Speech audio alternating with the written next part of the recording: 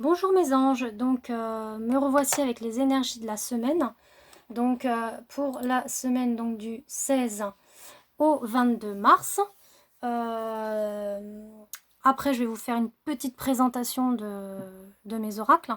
Donc là je vous laisse choisir entre le premier cœur qui est donc le cœur de Sainte Lucie, le blanc. On a le deuxième petit cœur donc violet l'améthyste, que voici. Et le troisième, le cœur orange, la cornaline. Voilà. Donc, je vous laisse un instant le temps que vous puissiez faire le vide en vous et vous laisser guider par l'un de ces trois petits cœurs. Donc, on va commencer. Alors, déjà, je vous présente le nouvel petit oracle que j'ai acquis. C'est l'oracle de Lana, que voici. Un petit bijou que je viens d'acquérir, que j'aime beaucoup, qui se présente donc avec des mots-clés au niveau donc de la présentation des cartes. Je vous montre quelques petites cartes aussi. Donc que voici, qui est très jolie. On a le printemps, la spiritualité, le blé, c'est l'oseille, la justice, l'arbre de croix. On a l'élévation avec la pyramide, l'habitation. Là, on a la récompense. Là, vous avez la nature. Donc, quand on parle de ressourcement, la toile d'araignée, c'est les sentiments qui sont emprisonnés dans le cœur. On a le livre, donc la connaissance. L'envoûtement, bon, bah après, ça peut être aussi des personnes un petit peu néfastes, négatives, toxiques. Il ne faut pas vraiment fabuler sur la magie noire, bien évidemment. On a la manipulation. Enfin, vous voyez, bon, il y a de très, très, très jolies cartes. Ensuite, je vous l'avais déjà présenté, mais je vous le représente de nouveau parce qu'il est très, très beau. C'est... je vous montre le boîtier également. C'est l'oracle des murmures. Voilà. Créatrice, donc c'est Marie Marsaudon, qui a une page Insta Lubellum. Voilà, si je prononce bien. Et que j'aime beaucoup. Vraiment de très très belles énergies. Et puis, comme vous voyez, c'est très couleur pastel, très doux, très... voilà, c'est doux, c'est calme, c'est zen, c'est cocooning, tendre, si je me répète. Mais vraiment, vous voyez vraiment des couleurs très pastel, très claires, très douces, très zen en fait. Un peu comme l'amérindien aussi, hein. Je ressens ça aussi un peu côté amérindien. Un peu comme les chamans. Vous voyez, enfin moi j'ai un petit peu cet univers-là. En les visualisant, c'est très très très beau. Vous avez vu ce joli éléphant? Donc pareil, je vous avais montré auparavant. En plus, elle a bientôt une nouvelle édition par rapport à, je pense, à la suite de cet oracle. Et puis j'ai utilisé l'oracle de cristal de Corinne Madelin, que j'apprécie aussi. Donc là, c'est des petites cartes avec des mots-clés. Et qui vous dit, par exemple, gratitude, je remercie pour tout ce qui est dans ma vie. Là, on a le commencement, je débute un nouveau cycle. Voilà, c'est vraiment pour avoir un petit plus, là. Voilà, je vous ai mis ça aussi. Donc, on est parti. On va commencer par, donc, le premier, comme je dis, le premier paquet de cartes. Alors, on y va. Donc, avec le petit cœur blanc, bien évidemment. Hein. Voilà. Donc, on est parti. Alors, on a l'ange noir qui se présente là. Voilà, je pense que vous voyez bien. J'ai voulu tester quelque chose de nouveau au niveau du visu, vous me direz. Et on a la lune qui s'invite. Donc, tout ce qui est la lune, c'est tout ce qui se passe, bien évidemment, au niveau des rêves de l'inconscient. Et l'ange noir fait référence à une fin de quelque chose. D'accord? Alors, j'avais une fin de quelque chose en regardant donc les cartes de justement je vais y arriver de Marie. Voilà, on a quand même ces deux petites cartes qui se sont présentées. Donc moi, quand je l'ai assemble toutes les 4 ensemble, on a quand même, vous voyez, on a la clé par rapport à ça, à cette situation-là, quelque chose qui prend fin, ou qui a quand même, alors on y vient, en fait c'est cette carte-là, on est sur, là en fait vous voyez cette personne-là, elle accorde le pardon, voilà.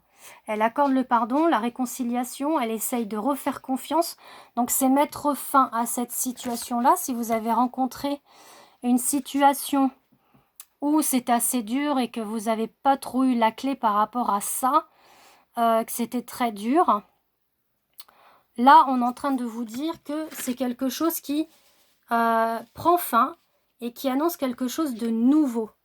Il y a une réconciliation à la clé, malgré ses doutes et ses hésitations, on vous dit d'être quand même dans la franchise. Et là, on a quand même la carte du travail qui s'est imposée. Donc, je fais un travail d'introspection. Donc, vous voyez, on y est bien. C'est de faire un travail sur soi-même par rapport à cette situation-là. Donc, ça peut être du point de vue personnel, sentimental, professionnel. Vous prenez ce qui vous parle.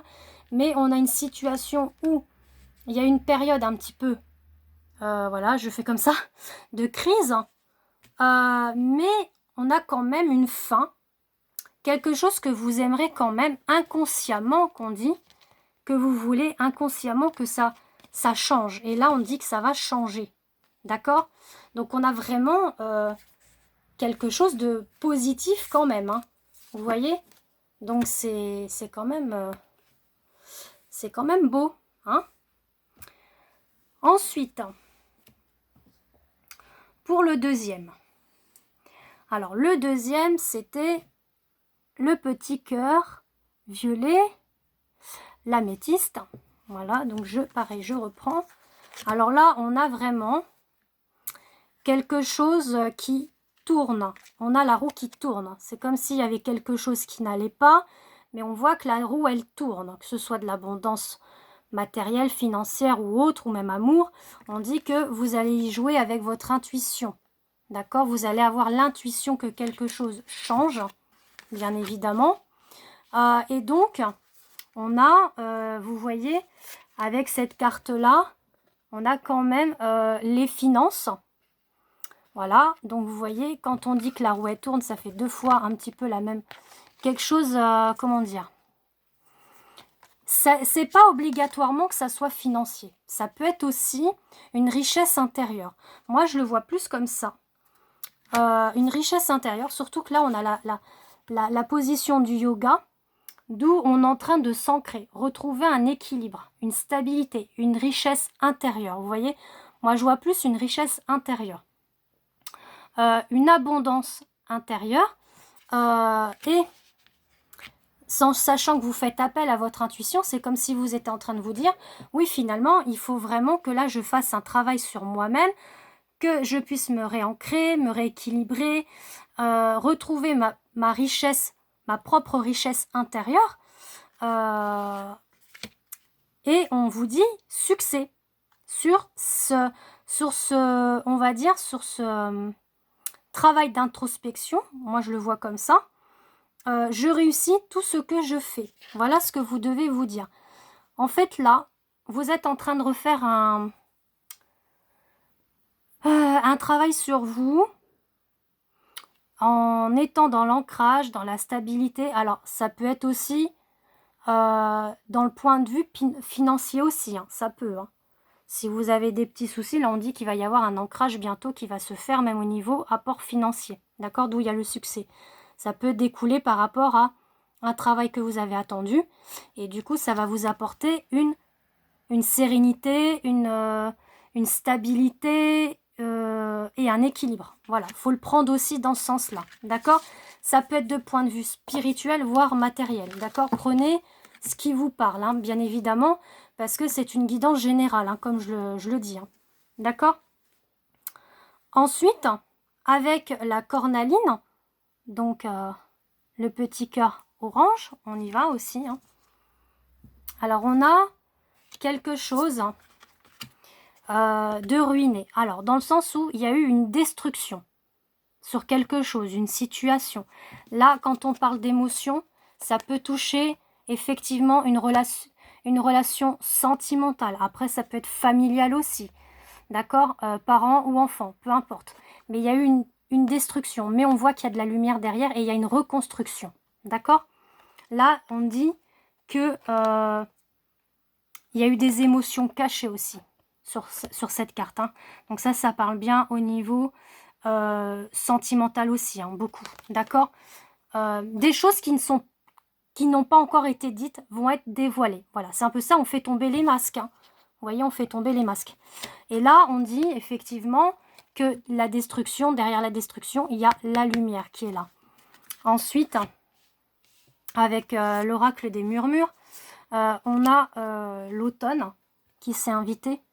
Et l'automne, c'est les récoltes, la transition. Donc, peut-être qu'effectivement, là, cette situation va transiter. Dans le sens où, alors, j'essaye de bien mettre mes cartes pour que vous voyez. Dans le sens, on va mettre comme ça, peut-être que vous allez mieux voir. Dans le sens où la personne est là, vous voyez, on a le beau cheval. Vous voyez, il est magnifique, hein, on pourrait même croire que c'est une licorne tellement que c'est beau. Il peut représenter le masculin comme une figure paternelle, un protecteur, un guide. Mais si on parle au niveau sentimental, vous voyez, c'est un homme qui cache ses émotions refoulées. Il a détruit peut-être une partie de votre relation et que finalement, là, il se rend compte qu'il n'a pas été vraiment au fond de lui et de dire les choses. C'est-à-dire que s'il a caché ses sentiments, hein, bah, qu'il s'est fait un peu rebelle, on va dire ça, bah là, on a la lumière quand même. On a la lumière, on a la récolte. Donc la récolte, la transition de cet homme. Voilà. Ou alors de la figure paternelle, si c'est au niveau familial. Ça peut être ça aussi. Voilà. Et après, au niveau de la petite carte donc de l'oracle du cristal, on a la santé. Je guéris mon corps et mon esprit. Donc on dit que là, cet homme-là, cet homme, hein, cette personne, on va mettre ça comme ça, ce guide, va retrouver une santé. Voilà. Il va retrouver donc l'apaisement de son corps et de son esprit. Voilà ce que ça dit. Si ça vous parle évidemment, hein, vous me faites un petit retour. Ça me ferait vraiment plaisir. J'espère que cette guidance des énergies de la semaine du 16 au 22 mars vous ont plu. Et puis, je vous dis à très bientôt. Bisous, bisous.